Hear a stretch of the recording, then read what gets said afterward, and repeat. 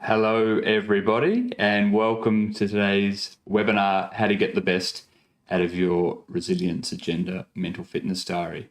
We'll just wait another 30 or 60 seconds. We've got a few more people joining us, and we'll get started.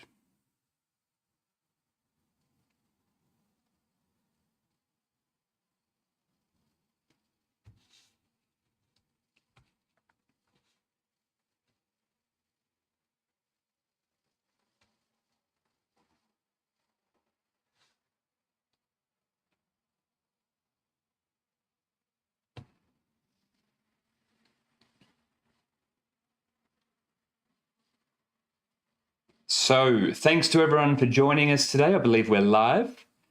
Don't forget, if you do miss any of this, or if you've got anyone in your life who was unable to make it, we are recording it and we're going to be publishing it on to YouTube later on. Also, we've got a chat function down the right-hand side of your page there. We'll get to those towards the end of our session today. Some of your questions might be answered along the way. Others you might not have a chance to get to. And of course, we'd love to hear what mental fitness means to you, if you've used our diary in the past, what you like about it, and we can have a bit of a chat at the end as well. Grab your diary if it's not already in front of you, so you can start making notes. Grab a blank piece of paper if you want to, or turn to the back of the diary if you want. And even if you don't use our diary, or you're just here because someone's forwarded to this link, you can actually apply much of what we're going to talk about today to any diary, even if you use another brand as well. But most of all, we want to thank you for your support of Resilience Agenda and for investing your time and money in the mental fitness movement. We really appreciate it. My name is Hadleigh Fischer, and I'm the founder of Resilience Agenda. I compile and edit the diary each year. And today I'm joining you from home. I was hoping to join you from our new studio at the office, but it's not quite ready just yet.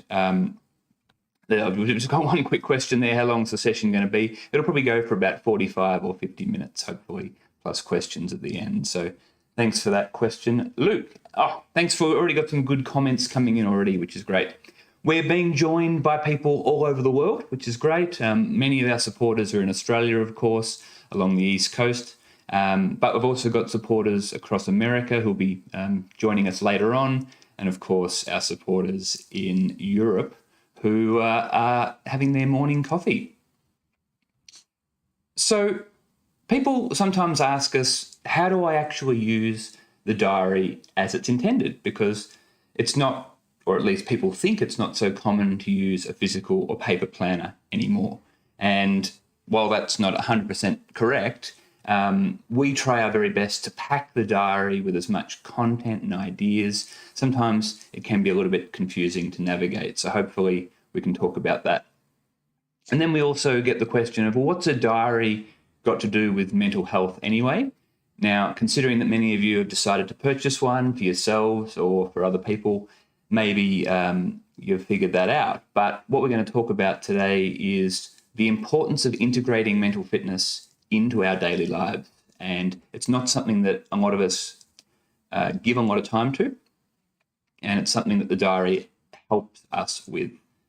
So what are we going to cover today? We're just going to go on a brief summary of what Resilience Agenda is all about and why mental fitness is such an interesting idea for helping us to improve our mental health. We're going to talk about why a diary in principle, and many of the people watching will appreciate and understand this because that's probably the reason why you picked it up. We're going to go through what's in the diary, the different ways to use the diary, and then we're going to talk a bit about what's next for Resilience Agenda as well, and then give you a chance to ask some questions. So for those of you who don't know that much about Resilience Agenda, we're one of the world's fastest growing mental health awareness organisations. Over the past 5 years, we've grown enormously thanks to the support of people like you. And we're now probably the world leading organisation in terms of contact with people across the internet for the term mental fitness as it applies to individuals and workplaces. Our motto is to change the meaning of mental health. And the reason why is because so often when people think about mental health, they think of everything that can go wrong. which is certainly important. They think of mental illness. And over the last decade or so, we've come a long way in tackling the stigma and effects of really poor mental health. Over the last couple of years, the pandemic has brought this to light even more. The thing is, for most people, they don't take an interest in their mental health until they've lost it or until they're in crisis. And as a result, there's stigma, lack of understanding about it. It's not something we like to talk about very much. And I guess a misunderstanding of what we can and can't influence. And the thing about mental health and mental fitness is that it's the foundation of a meaningful, purposeful, and enjoyable life. So it's pretty important. We think that's why you're here, and that's what we want to talk about today. The first time I heard the words mental fitness, I was hooked, and it spoke to me because I was someone who valued my physical fitness and appreciated that and understood it. But as someone growing up in a family affected by quite severe mental ill health, I wanted to do whatever I could to protect myself and prevent myself being impacted by poor mental health as best I could. And the more I learned and the more I discovered, there are actually things that we can do.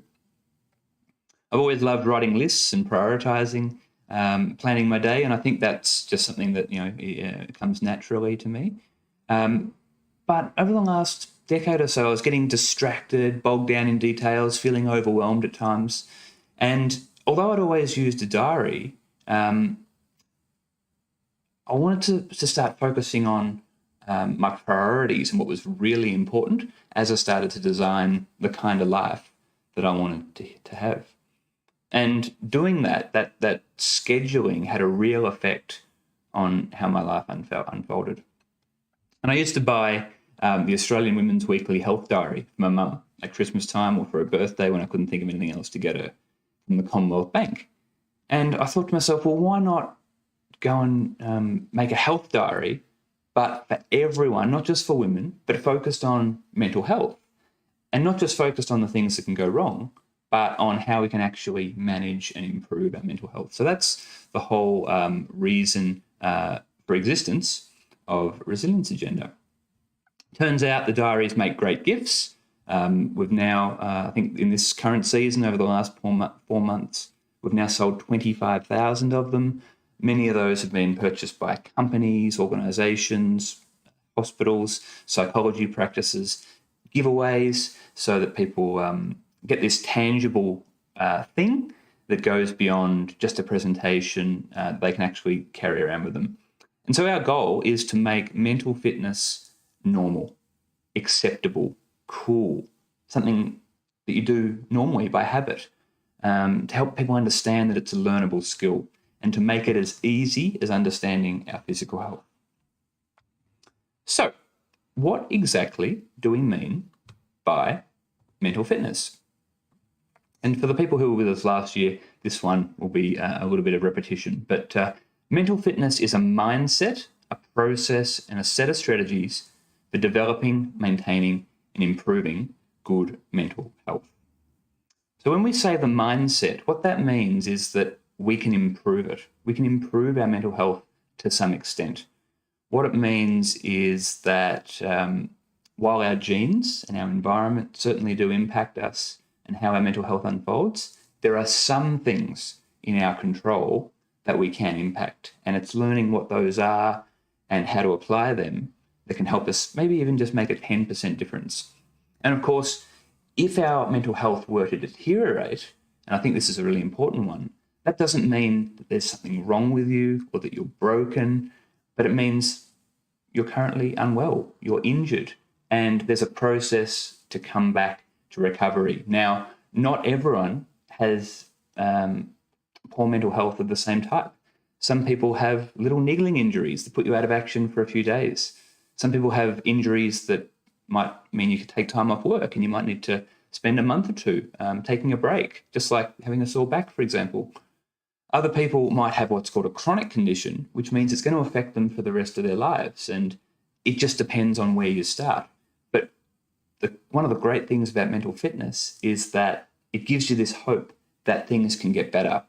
And I think that's missing from the way many people understand mental health at the moment. They think that if something were to go wrong, then it's permanent. It's some kind of character flaw, and we need to get past that. And knowing how to think about it and knowing what to do is really, really useful. The process for mental fitness draws on what we understand about physical fitness. Now, not all of us do as much for our physical fitness as we would like, but I think most of us understand that it involves setting goals. It involves knowing what to do. It involves having a choice of activities and choosing what you like, what works for you. It involves potentially having a coach. It means you've got to do it for the rest of your life. It means there's no ultimate goal to get to. Many people enjoy building their physical fitness for its own sake. And that's part of what mental fitness is about. It actually gives you this feeling of satisfaction and control over how your day might be unfolding. We accept that there might be setbacks, and that doesn't mean that there's anything wrong with you or that you're doing something wrong. It just means that you just haven't found the right strategy yet, and there's growth to come. All these things and more we lay out in the diary and try and get people to understand it. And the great thing about mental fitness is that, I was talking to a lady before in Indigenous communities up in the Northern Territory. Mental fitness is such a great way to get past the stigma that might affect a community like that, or people from overseas, for example, who may not want to talk about mental health so much. Everyone wants to be fitter. This is just the other half of fitness. So that's another part of the process. And then what are the actual strategies? What are the things we can think or do that impact our well-being? And how do we build a lifestyle that helps us cultivate them? We do more of those things and do less of the things that undermine our well-being. So it's about knowledge, confidence, and skills. And, if you just look around the world at the moment, this is what inspires me to keep going every year. Imagine a world where people thought about their mental fitness just like their physical fitness. We'd make better decisions, we'd get along with each other better, people would feel calmer, more focused, more imaginative, all sorts of benefits. And here's the toolkit. This is the strategies, and this is what the diary is about, helping us implement into our lives. The top line are the things that will affect us anyway. We call that our mental fitness toolkit. Movement, nutrition, sleep, connection, and mindset. And in our corporate presentations, we go through these in detail and how we can think about them a bit differently, apply them better, and actually make them into real habits. Optimism, mindfulness, gratitude, reframing, and perspective are things that we can add into our day. It doesn't take a lot of time, often, to add these things into our day, but these are the things that can help make our experience of life, the things we think and feel, a little more tolerable, especially if we're having a tough time.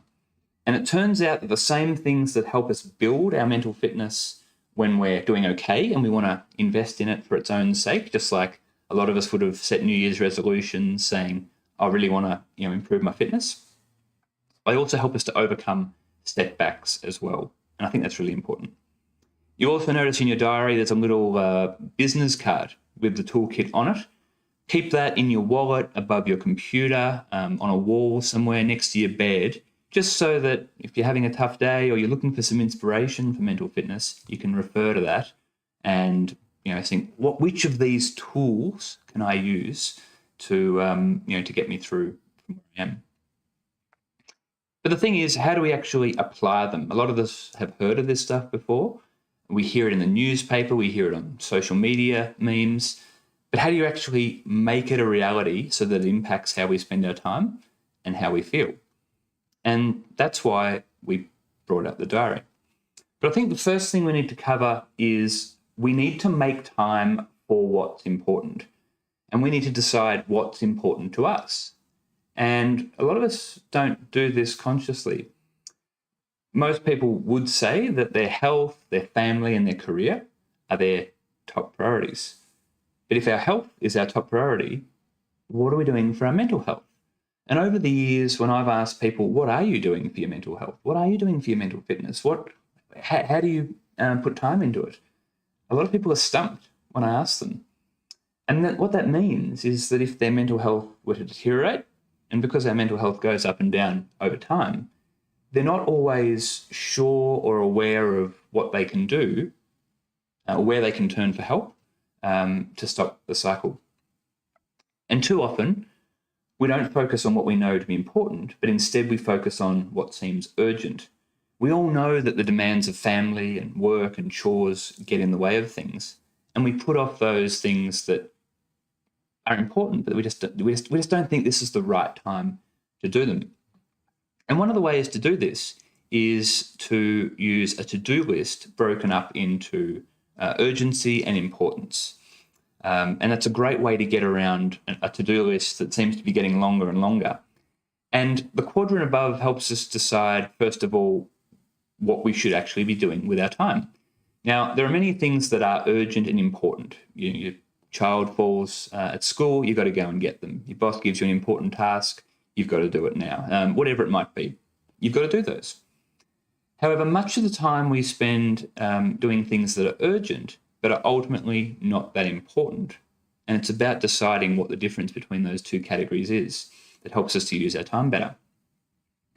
There are things like that are not urgent and that are not that important. Some of us spend our time doing those. But the most important category is this not urgent but important category. And investing in our health, particularly our mental health, is one of those things. Now, unless you're actively struggling at the moment, it may not be urgent to do, but it's really important. And the thing is, not all of our tasks and our problems are equal. Having a to-do list is great. Downloading things and getting it off your mind is great. Having a list organised by what really matters, that's even better. But having a schedule to know when you'll do these important things, in what order to do them, how to fit them in, and what quite doesn't fit into a day, that's the key to not getting too overwhelmed. And I've seen it so many times in my own life and with other people that you can have a to-do list that seems ordered and prioritised, but as soon as you start putting it into your diary and allocating, or even your Outlook calendar, and allocating time to do these things, you find that your week fills up really quickly. And that's why it's important that we only focus on doing the things first that are most important. And so I like to focus on the idea of making time instead of finding time. And the key, if you take nothing else away from today's session, is about prioritising our time for the things that impact our mental health and well-being, because that's the foundation on which everything rests.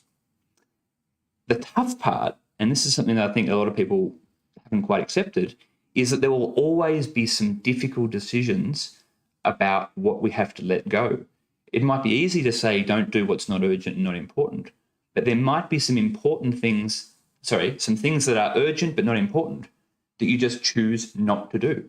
There might be some other things that you choose to do, or that you choose not to do. You don't start a business, you don't read a certain thing, whatever it might be, because you've decided that something else is more important. And when we think we can do it all, or at least do it all at once, that can lead to overwhelm and burnout. And so my question for you to start with is, where does mental health and well-being fit for you? Is it important? And how urgent is it? And most of us don't concern ourselves with our mental health until we lose it. So why should we use the planner? Well, it helps us to focus on these things that matter. It helps you to make time for these things that you care about. And one of the key ways we do that is by making appointments with ourselves for the activities from the toolkit and the other things that are really, really important in advance. We might do this once a week, once a month, once a day, whatever works for you. But it gives our time structure. It gives ourselves something to look forward to and commit to. And the idea of keeping an appointment with yourself feels amazing. You feel in control of how your day is unfolding, which is half the battle. And of course, with appointments, you can always choose to cancel an appointment for whatever reason, especially if you don't feel like it. But the default is to show up to what's good for you.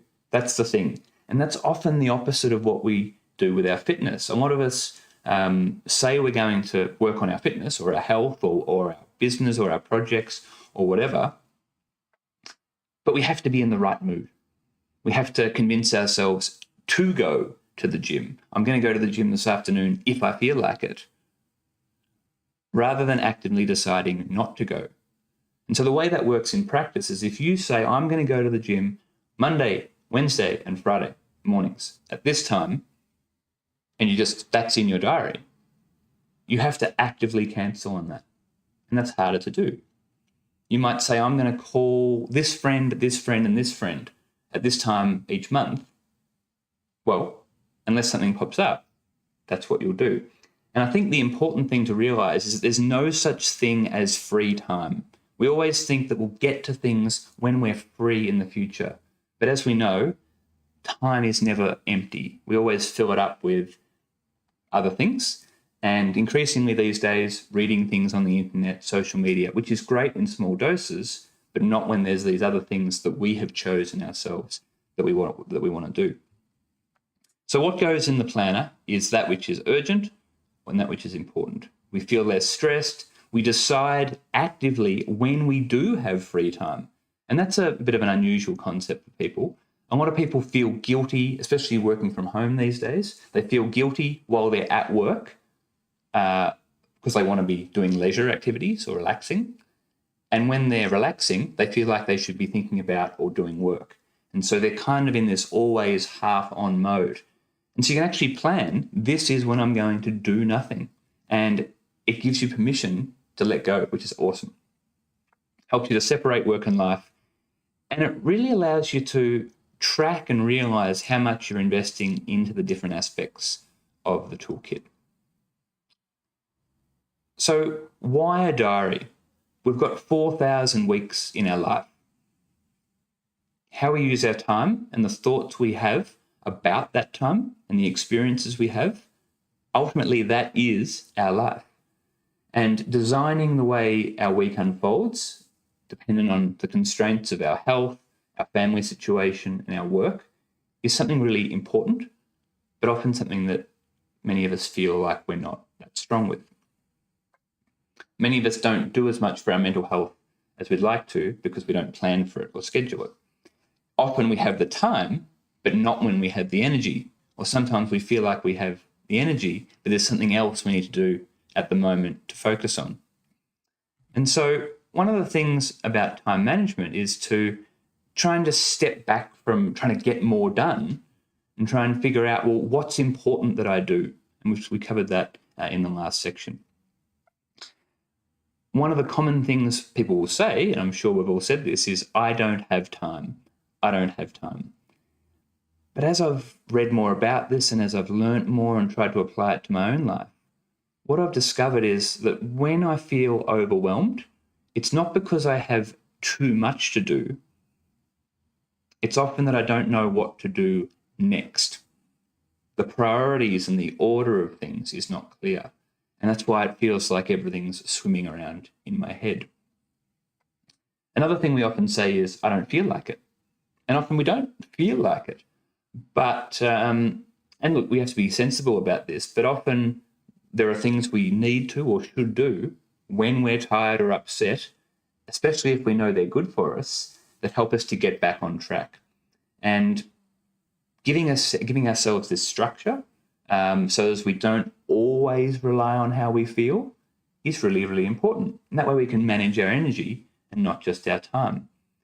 Because imagine, for example, someone who feels bad all the time, someone who might be struggling with a mental health challenge.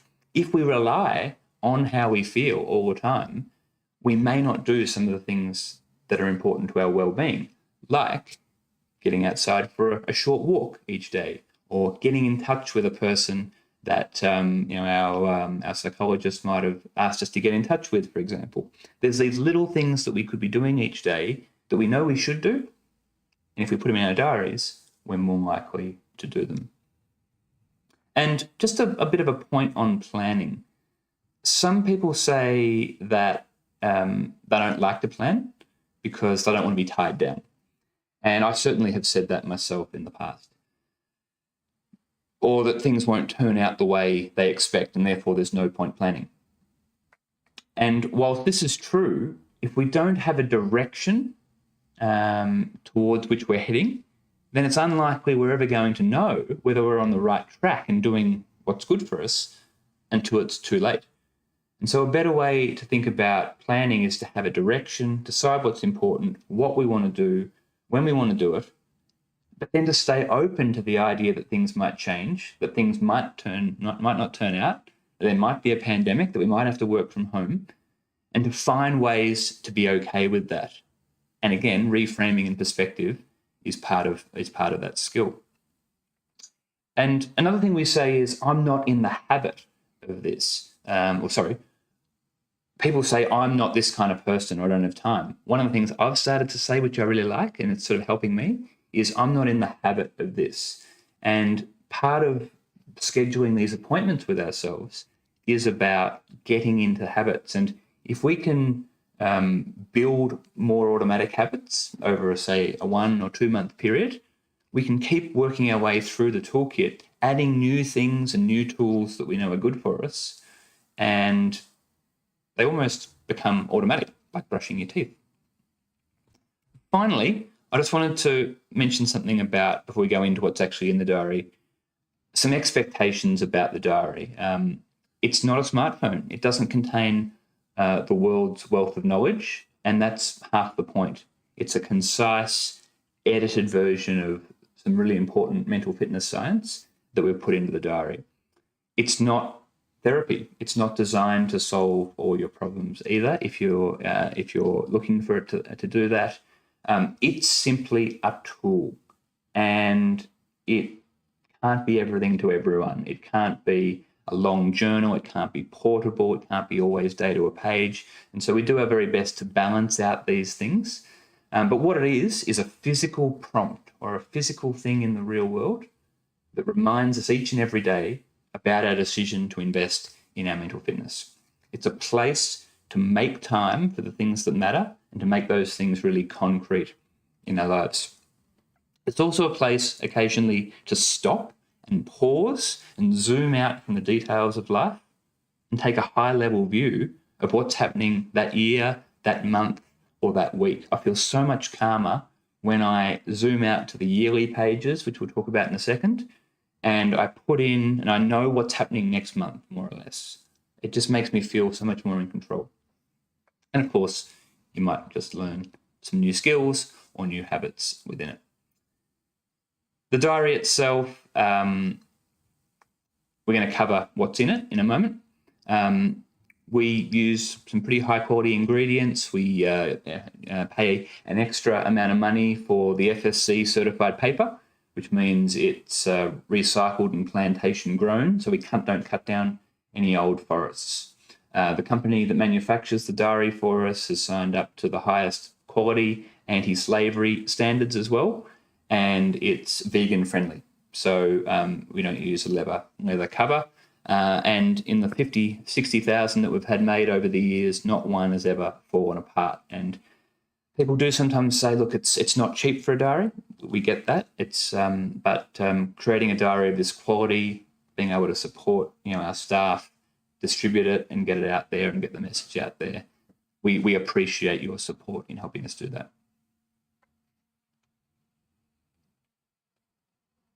So the most notable thing about the diaries are the monthly spreads. There's 4 introductions or sections at the start, and then throughout each month, there's a new theme for the month. And each year, more or less, we update the focus points, the issues, and certainly the activities that are within each one.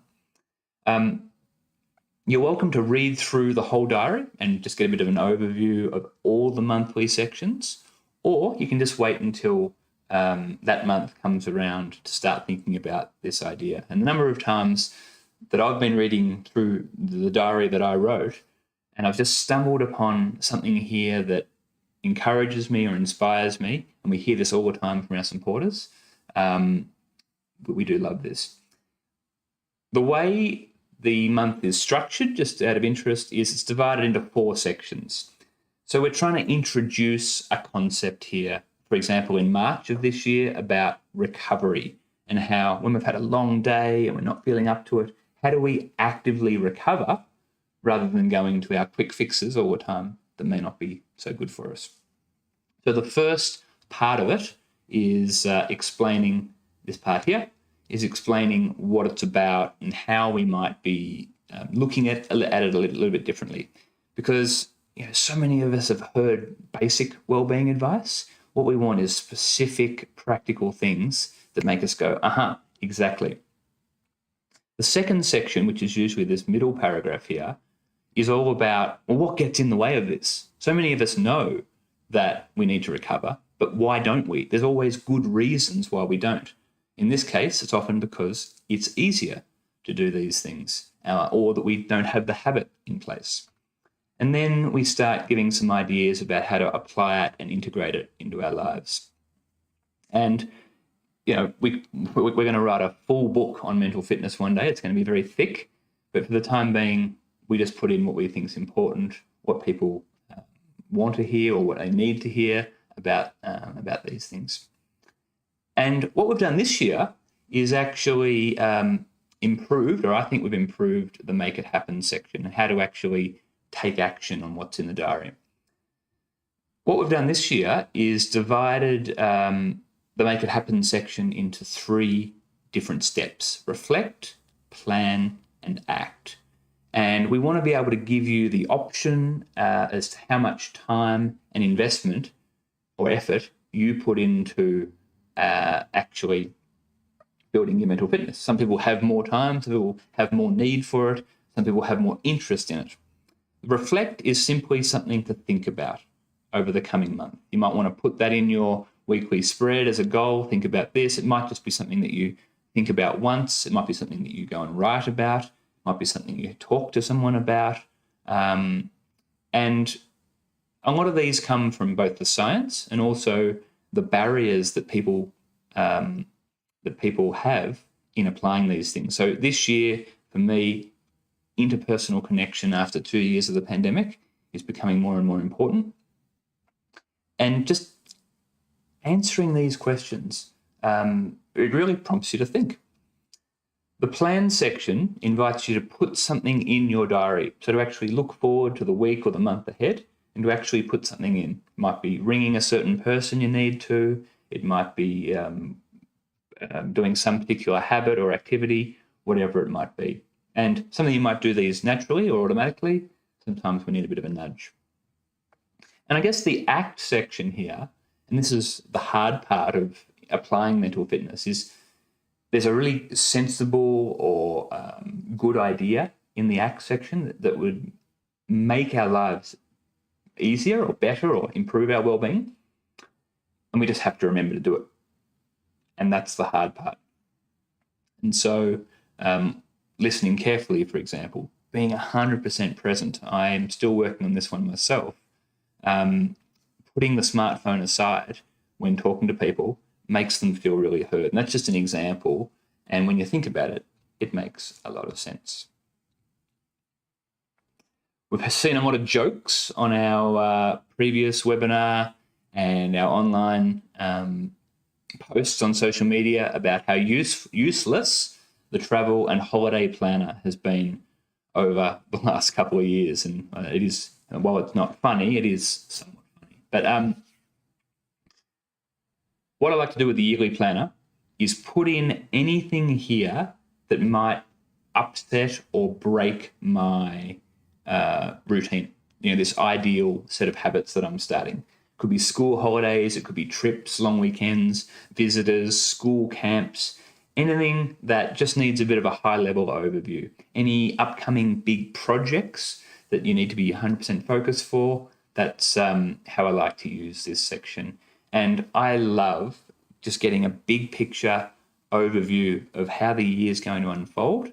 Already for this year, I'm telling myself, well, February is going to be a big month for the business. In March, I'm going to try and go away for a bit and try and relax a bit. It just gives me something to look forward to, and that's really useful. the monthly spread. This is where we can put a bit more detail into what we want to achieve that month. Now, again, you can use your diary like I do for your wellbeing and for your big picture appointments and all your Zoom calls and everything like that. I managed to make it work. Some people might only put their wellbeing activities in the diary, the things from the toolkit. And that's often how we encourage people to use it, who really quite enjoy using their their smartphone. It's not about replacing the smartphone, it's about supplementing it. And one of the reasons why so many people like the diary is that as great as the smartphone is, or the Google Calendar or the Outlook calendar is, it's not helping us prioritize our well-being. The diary is, and I think that's part of the value that it offers. You can put monthly goals in there, and the way I like to write these goals myself sometimes is, by the end of the month, these are the things that will have been done. And it allows me to think forward to what success would look like, and then work back, and then to slot them in throughout the month. And I like to put little progress markers in the priorities section as well. There's a variety of ways you can actually use that section. Excuse me. The weekly spread, and this is where it all comes together, and how your 168 hours in a week are used, and the habits and the thoughts and the experiences that you have becomes essentially what your life is.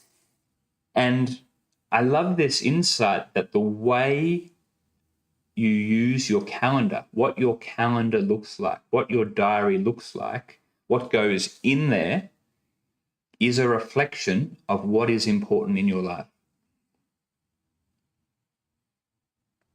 What goes into the diary is important. And more often, if we put more things into the diary, it makes us think about whether it needs to be done or not. And at the end of the week, when we find that we couldn't fit everything in, we go back and say, well, hang on, why didn't I get everything done? You can go back and look through distractions and what have you. And so the diary, you'll notice, doesn't have times in it. That was a little bit of a controversial change a couple of years ago when we made that change, but we did it for a variety of reasons. One way is that not everyone uses it for forward planning or for appointments. Some people use the diary to reflect on how their day went. They might do 1 or 2 or 3 things that went well. They might list all the different problems or stresses they're currently facing to download their mind. They might track what they eat. They might track little projects. People working shift work, for example, didn't always appreciate that the diary had 8 a.m. to 5 p.m. And that's more so the case now that many of us are working from home. And remember, time is never empty. We always fill it with something. And just like that video on the internet with the big rocks and the little rocks, and how you have to put the big rocks in, otherwise they don't fit, it's exactly the same with our wellbeing time. Are you protecting your time? Are you turning your values into time and making appointments with yourself? And that brings us to this idea of time blocking. Time blocking is when you draw a little square between 8 a.m. and 10 a.m. in the diary, and you say, I'm going to do this activity at this time. From 10 till 12, I'm going to do this activity. From 12 to 1, I'm going to have lunch. From 1 till 4, I'm going to do this. And you realise, hang on, that's the whole day gone, and there's only 3 activities in there. I need to make sure I don't spend too much time reading email. When am I going to fit in my exercise or ringing this person? And that's sort of the whole point, to actually think about these things. The top priorities is really important. At the start of each day, I like to sit down before I check my emails with a coffee and think, how is my day going to unfold? Before the crises of emails and other people's problems come in, if I get it my way, what are the 3 things that will make today a success?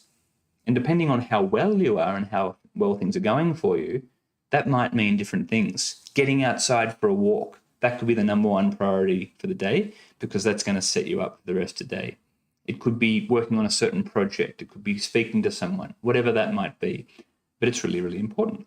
And you can also tick off at the end of the day, did I get this thing done? And you can feel really good about that at the end of the day.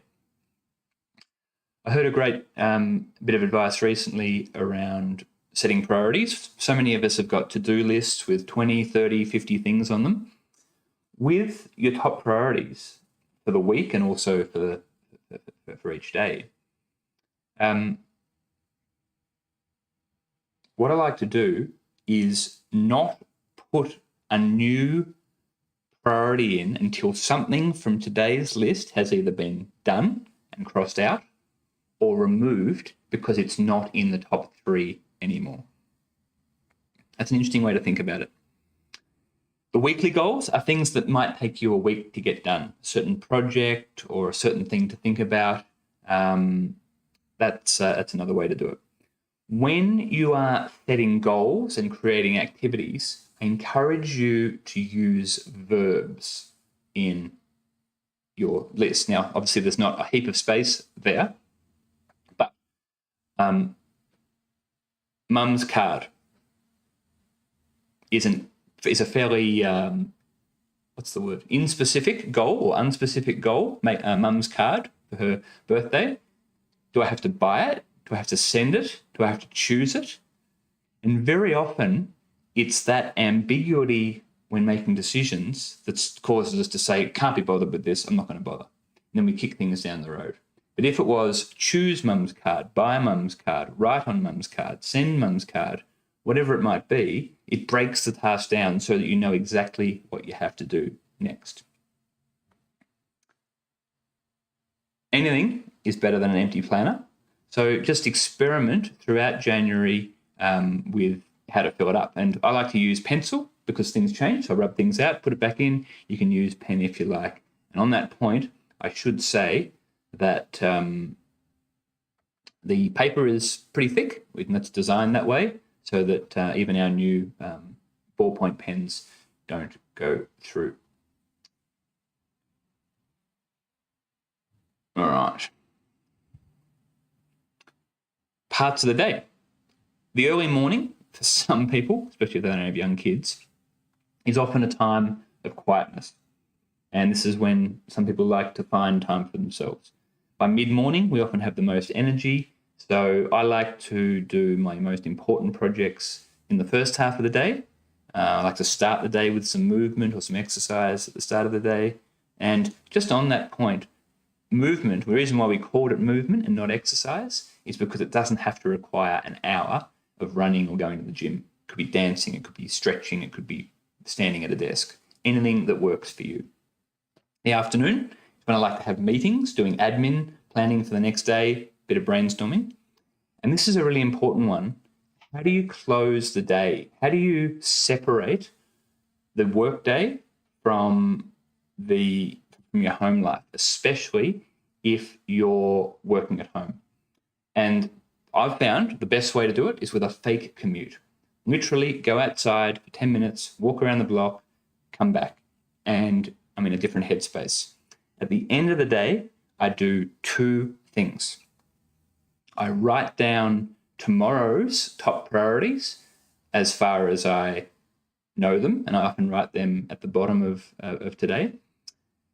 And then I symbolically close my laptop and say, well, that's it. I'm going to rest now. We've talked about what's urgent, what's important, daily priorities, the matrix there. The other thing you can do is to keep a done list. So many of us get overwhelmed by our to-do list because we always think as though we're starting from zero, which we're not. Often we're really making good progress. We just have to recognize it. And keeping a done list helps us to build that momentum rather than thinking you're always starting from zero. And I'm not perfect at this one yet, but at the end of the week, you can schedule in a time. And I think that's actually the reason why I'm not doing it as regularly as I'd like, is to sit down Friday afternoon, 4 o'clock, or Saturday evening before dinner, reflect on the week that just went. What went into the calendar? Did I have enough time? What was good? What wasn't good? Was there enough gratitude? Was there enough sleep? Did I actually explain when I was going to sleep or when I wasn't? What did I do well? And then, of course, there's the obvious things that you'll see, the quotes. I mean, it's so easy to choose a quote off the internet these days, but we do put a lot of thought into the quotes. They're supposed to be encouraging and practical, and not just these, you can do anything kind of quotes, which don't really help anyone. So if you do like the quotes, please let us know in the comments, because we do enjoy putting them together. We're sorry that the weekends are smaller than the weekdays. There was one post online where that created quite a fuss. I said I wasn't able to produce a diary of this size that had equal days. Someone suggested we put 4 days on the left, 4 days on the right, and then have the right column as a to-do list. It's a good idea, and if we ever do a B4 or a A4 diary, we'll think of that, but it would just make the diary too cramped.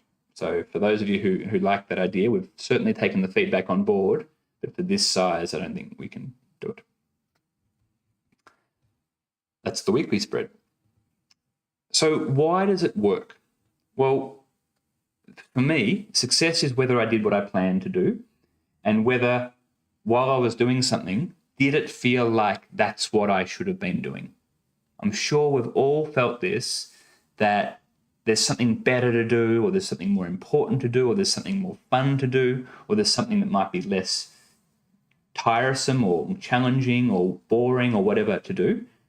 And it's really stressful. When I'm relaxing, I sometimes feel like I should be working, and I run 2 businesses. It's on my mind a lot. How do I know when I'm supposed to switch off or not?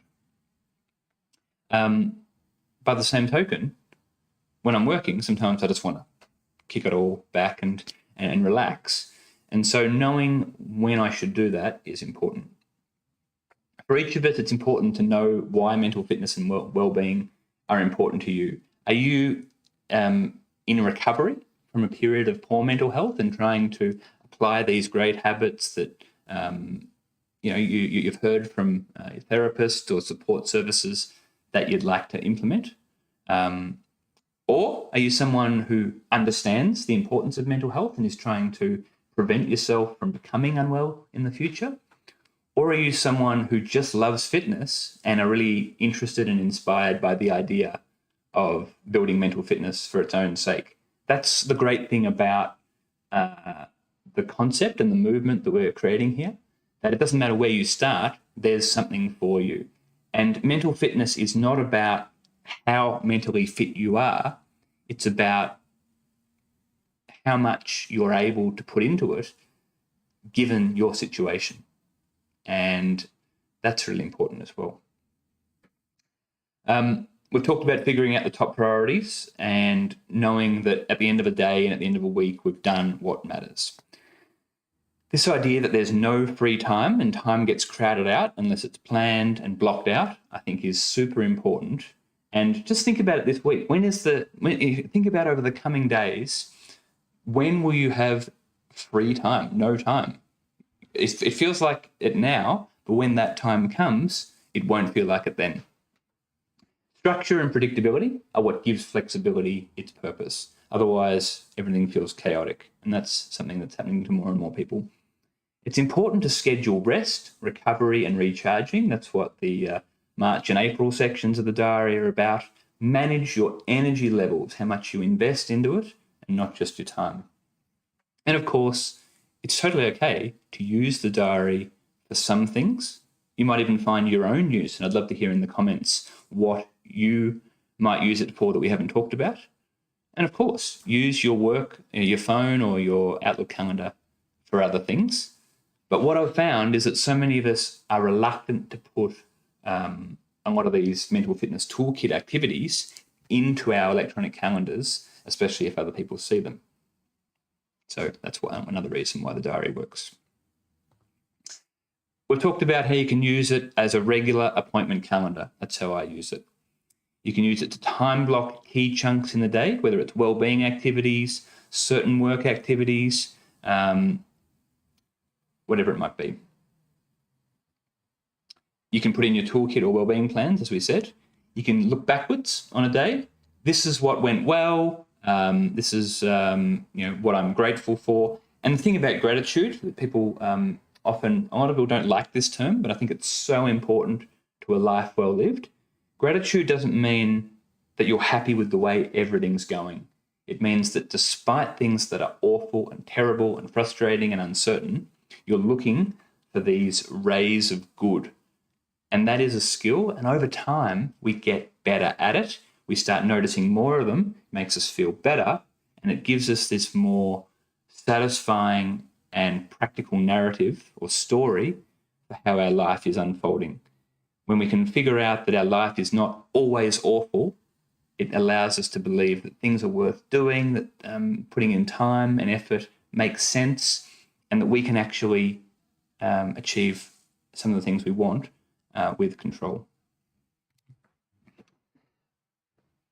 You can use it as a daily dump pad before bed. So let's say you don't worry about planning, or you've got another way to plan at home. Just before you get into bed, actually sit there and write all the things that you're planning on worrying about as you fall asleep into your diary. Give yourself permission to forget them. Download them off your mind.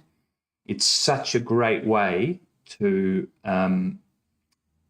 get that anxiety off your chest. And they'll be there in the morning. See, one of the things that one of the reasons why we constantly go over a lot of these things in our heads is that we think we'll forget them. They're really important. We have to keep this in our minds, and we hold it. But our minds aren't for holding ideas. They're for having them and merging them together. And writing them down just makes it so much easier. So you can use it that way as well. And of course, we're a couple of weeks, 2 or 3 weeks into the new year. Some people may not have quite figured out the habit of how or when to use the diary. It's not quite a habit yet. And I'd encourage you to think with a growth mindset around this, that if you haven't quite perfected it, or that's why you're on this call, it may not necessarily because the diary is no good. It may not necessarily because there's something wrong with you. It may be because you just haven't figured out when or how to integrate it into your life. And there's this great concept called habit stacking. Habit stacking involves taking a concept or an idea, a habit rather, that you already do, and adding a new habit that you'd like to start, to stop, or to change on top of it. So for example, I know that I have a pretty close relationship with coffee of a morning. So when the coffee is sitting on the table and I'm about to drink it, I'm always reaching for my diary. Drinking coffee means sit down with the diary.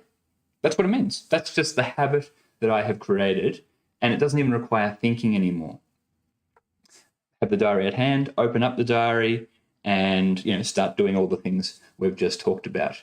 I have a separate notebook. We also sell notebooks that I use of an evening to summarize the day and to do the note taking then. So stacking using the diary onto an existing habit is a great way to use it. So during your morning coffee, that could be the first thing you do of a morning. It could be as you sit down at your desk at work. I like, and I've done both, and I know how it works. Do not check emails first thing at work. If you work in an office, sit down and plan your day. Plan how much time you would ideally like to check emails for. But I love using my diary and scheduling everything before checking emails, because I know that if a day just sort of unwinds and I'm not really all that focused, I can get to lunchtime, scanning emails, not really doing that much, and I think, what have I done? And it's not about trying to fit more in or always do more. It's about doing what's important. In my life, there's a lot of things I want to do that I think are important. I want to do more. Some people may not feel the same way. You can sit down with your diary at the end of the day, at the end of a work day, maybe to review how the day went or to plan the next day. That might be your habit. So just as you're packing your bag or just as you're tidying your desk, your diary is sitting there. Or as we said before bed, to download your mind. So that's a little bit of a summary about the diary. And we're going to do some questions in a moment. But just before we do, I wanted to just run you through, well, what's next for Resilience Agenda? What are we trying to do? This year, unfortunately, we're not going to be bringing out a mid-year diary. There were some people who were interested in it last year, but it wasn't as popular or as successful as our annual diary, partly because there's not as many gift seasons to use it for. Most of the people who have a diary are using it annually anyway. So we won't be bringing out that one. So if you're a person who likes that idea, we apologise for disappointing you there.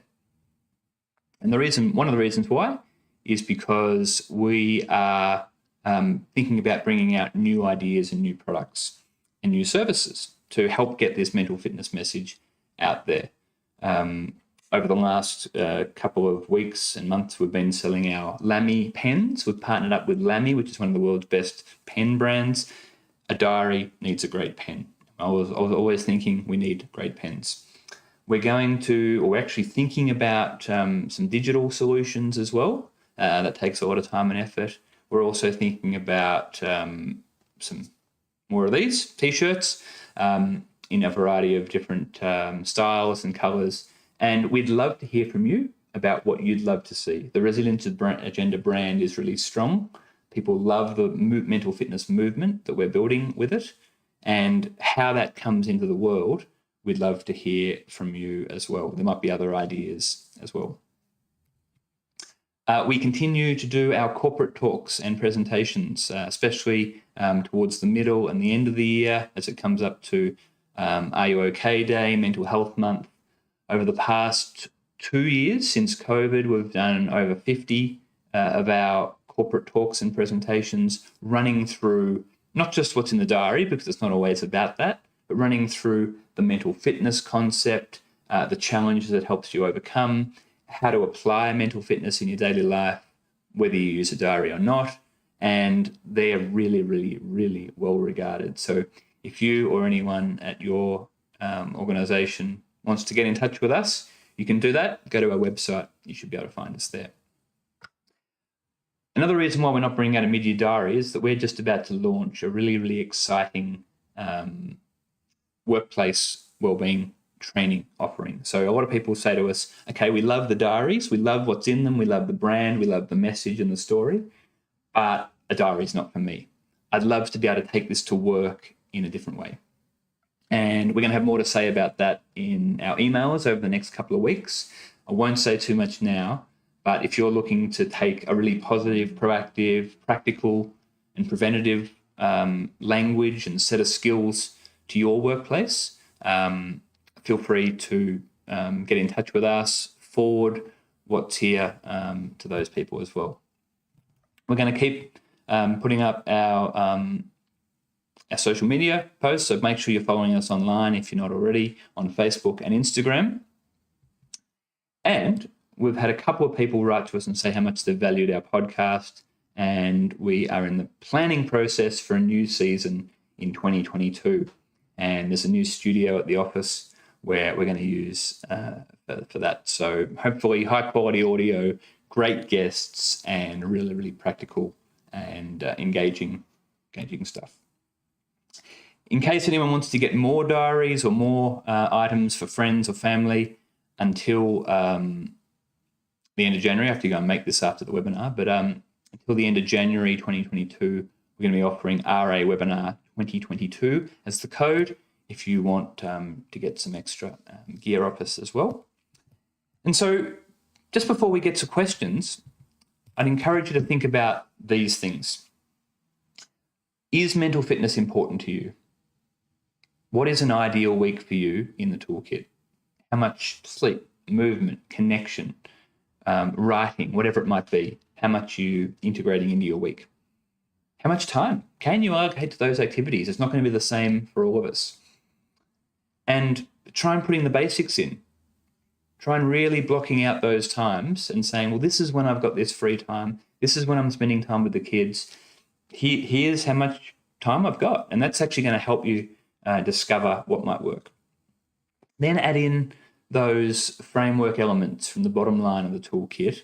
You may not want to do them all. They may not all be for you, but even just using one or two here and there as a habitual thing, and then knowing which ones you like, which ones you don't like, for when you need to sort of get back on track. You could use it kind of reactively there. And then figure out, when are you going to use your diary? Because the internet, Facebook, is far more compelling than a stack of papers at home. Decide right now, when are you going to use your diary? How are you going to use it? And when will you write your top 3 priorities?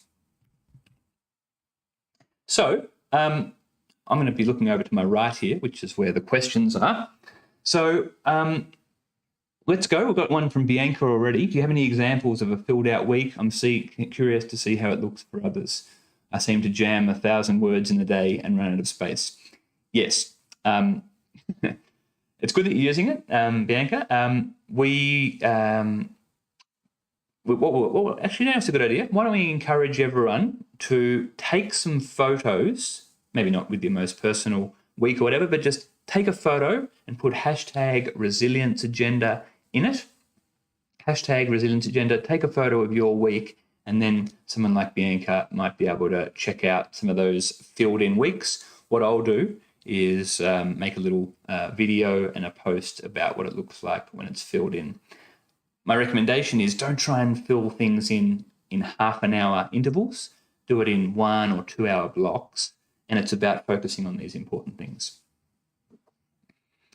Hanky Spanky wrote, unfortunately, many people's days are dictated by their inbox. It can be hard to escape. I know exactly what you mean. We've been sending diaries all around the world over the last little while. And some of them haven't arrived in other countries. They just haven't arrived. So we've been trying to do our best to give service to people around the world, especially with the diaries that are late. Some people's job is to check email. That's your job. And in that case, I guess you just have to do it. For a lot of other people, though, they're paid to create, they're paid to collaborate with others, they're paid to think, they're paid to make decisions. And often good ideas are, well, can I plan my day before I start checking email? Do I have to have my email open the whole day? Can I go into it every 15 minutes or every half an hour or every hour, and then when I'm not in my email program, to actually do some other things? There's some of the questions, but you're absolutely right. Email is an interesting one. There's a great book, actually, if you've got time. There's a book called A World Without Email, a guy called Cal Newport, and he's got some really great strategies and ideas for how to get on top of our inbox. But the idea of the inbox is also, everyone talks about getting to inbox zero as though that's some kind of great achievement.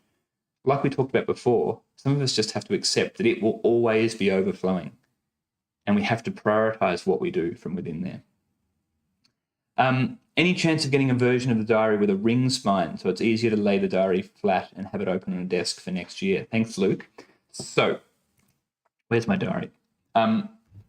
No, we're not going to bring out a ring diary because I just don't think they look very good. That's the honest answer. I think they look cheap, and the binding in this one is really strong. So what I'd encourage you to do, Luke, is you can actually bend it back like this, bend it back nice and flat, and it won't break. At least it shouldn't. If it does, send it back. But that way, it'll then sit nice and flat. The other thing to keep in mind is that as we go towards the middle of the year, because there's going to be an equal number of pages on each side, it gets a little bit easier to keep flat. But the binding is very strong, and it will lay flat if you just give it a give it a bend. Michael, a place to store the pen that you use. That's not a bad idea. Someone actually did suggest a little pen holder, but I reckon, less than 10% of people would use the pens that we offer. I don't know the right size. People use different pens. And I do find those little pen slots can sort of get in the way a little bit. We want the diary to be really sleek and stylish. That's our aim with it. They're all good ideas. We just don't want the features, so to speak, to take away from the ease of use or the stylishness of it. Michelle, will you be sending out a link to the presentation? I need to view it again. Absolutely. We will be sending out a link. You can forward it with other people. It'll be on YouTube. You can search for it. So hopefully it's been of value. Bianca, yes, it'll be available. Actually, I might actually put a little video of bending the spine back. It looks fragile, but it's not. And that's sort of, that's half the idea.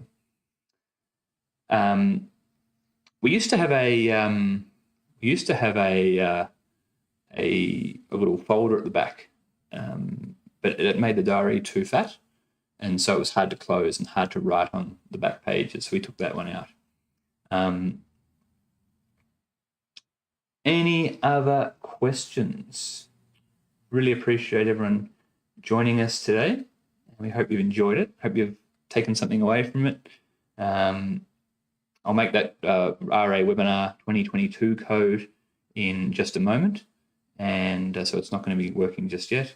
I'll put that up in a moment. And yeah, really looking forward to, oh, there you go. Look, it looks like the best tip of the day, the bending the spine back. They're pretty tough. We've never had a diary sent back in 5 years that we've been running it, because the spine break, the stitching's really good, really high quality. Well, you've all got our email address. Visit us at resilienceagenda.com.au. Send us an email at letstalk@resilienceagenda.com. Send us a message on Facebook and Instagram. If you love what we do, if you love our diaries, please jump online, send a photo of your diary, just write a comment on our page or on our wall or wherever you see something saying Hadleigh or Resilience Agenda, thanks for what you do. We've got 25,000 supporters. Some of them are really vocal and supportive. We've got a few people who don't seem to like what we do, and we don't want them to get drowned out. And as we know, Facebook does rewards conflict, so we don't want that. So please encourage us, tell us what you like, tell us your ideas, support us. Poppy and Wolf to the UK, we can send one from Switzerland, so send us an email and we might be able to figure out something there. Linda, thank you so much. I would like the week over 2 pages. Okay. Thanks so much for your help. If you want to, take them to work, roll them out at your work, your school, give them to friends. We have a little bit of stock left. They've been super popular, but we're keen to get more of them out there. But we thank you so much for your support. We are going to be getting in touch with you over our new offerings later in the year. We're going to do regular webinars. We're going to have a few different ideas. I think that'll be really popular. So if you like the webinar and you think it's valuable, please write to us and tell us that, and we'll put more time and resources into making them. And I think with that, we'll say goodbye. Thanks so much. Share the mental fitness message with those around you. Try your best to integrate it into your life and your diary. When it doesn't go to plan, it's okay. Just focusing just 5 or 10% more on it will make things so much easier. So thank you so much. We'll end it there. And thanks so much for supporting Resilience Agenda. Hashtag Resilience Agenda for anyone who wants to send their filled-in diary. And thanks so much for your time and for your support.